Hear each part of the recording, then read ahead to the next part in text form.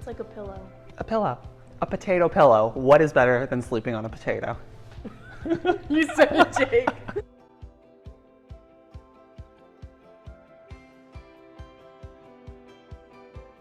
Hi everyone, I'm Jake Cohen, editorial director here at Feedfeed, and today we're going to show you how to make gnocchi. It's so easy. If you're ever craving fresh pasta or afraid to get into that territory, this is the gateway recipe to take you there, and we're going to show you how to do it.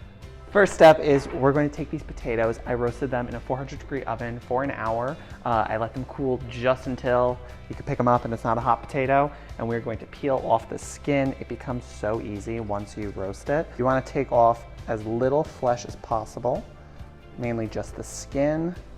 So this is a potato ricer. It's honestly my best friend. You could have a larger food mill, but that's just a lot of dishes. This is like think of it like a jumbo garlic press, and it's gonna do the same thing. I use it for mashed potatoes. I use it for anything where I want silky smooth spuds. And we're doing this over 1 1/3 cups of all-purpose flour. All our potatoes are riced. I use russet.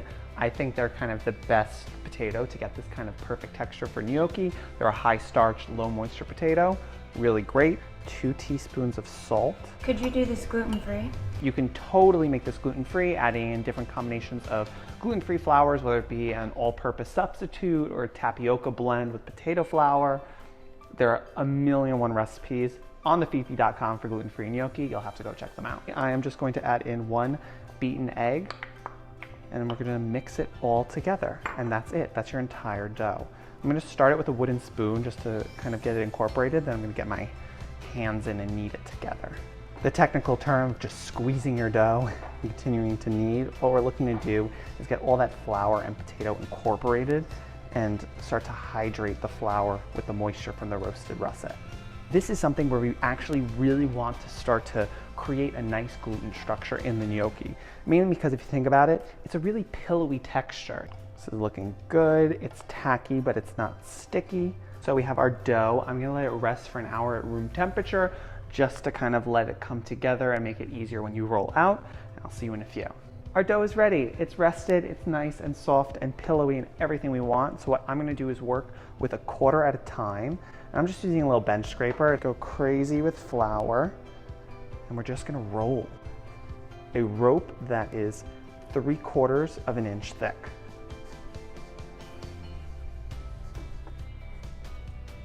If your countertop's not long enough, cut it in half, keep going, it's no harm. And I'm just cutting it into 3/4 inch pieces. They literally, I keep talking about the texture being like a pillow, but they also look like a pillow.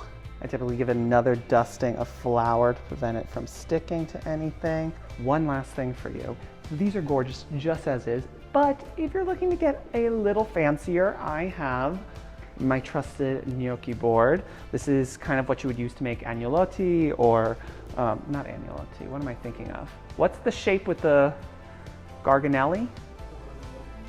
No, the other one, that's cavatelli. I was thinking of cavatelli. You could use it for cavatelli or gnocchi to give that beautiful kind of ridge to it. So the back of the knife, I'm just gonna push it against the ridges and you have a beautiful gnocchi. Ooh, I got another trick. Let's say you don't have this gnocchi board, you can use the back of a fork. There you go. If you have time, go ahead, make them nice and pretty. Today, we're gonna keep it simple, just nice and pillowy and classic. The one thing I will say about the ridges is the main point of when you would wanna do it is when you're looking for a sauce to stick to it, like a really nice and rich tomato sauce, where we want that sauce to really get picked up by each gnocchi. All right, let's talk through what we are doing.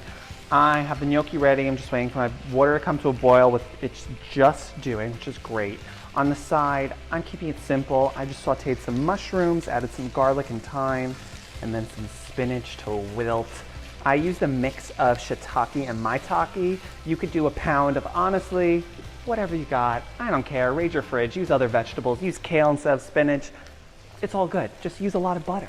My trick is I put it on the floured parchment, and then this creates kind of like something where I can pick it up and then dump it right in to the water. It's okay if your paper gets in a little. I'm gonna give it a little zhuzh with a spider to prevent it from sticking to the bottom. I'm stirring it. As you can see, none of them are sticking together. That's the power of flour. flour power if you would.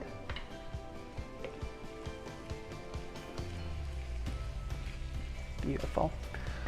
I'm gonna wait.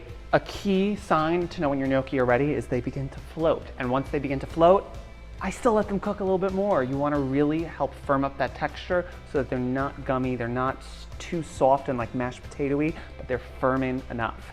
The key sign to know when your gnocchi are ready is they're going to float to the top. As you can see, hold on, come on in. We're starting to see it. It's magic's happening. Oh my God, right in front of your eyes. It's coming to the top. Once this happens, we're gonna let it continue to cook for about 2 minutes. This just helps really firm up the gnocchi so they're not mashed potato in your mouth. 1 more minute. How do you know? Right now, it's super soft, and what I want it to do is firm up a little bit more, which will happen the longer it cooks. I don't want it tough, but I also don't want it mush. So I wanted that beautiful kind of velvety texture, and we're almost there. We are ready. It's all to the top, nice and perfectly cooked. Go right in. And immediately, let me add my butter. Start to add the cheese in batches. Sprinkle some on top. I'm gonna come in and start to mix. Mix. You wanna be gentle with these gnocchi babies. You don't wanna mash them up. You just wanna gently caress them with butter. Don't we all wanna be gently caressed with butter? Give it a little salt action. Never forget about seasoning. All right, last thing of cheese. You're done.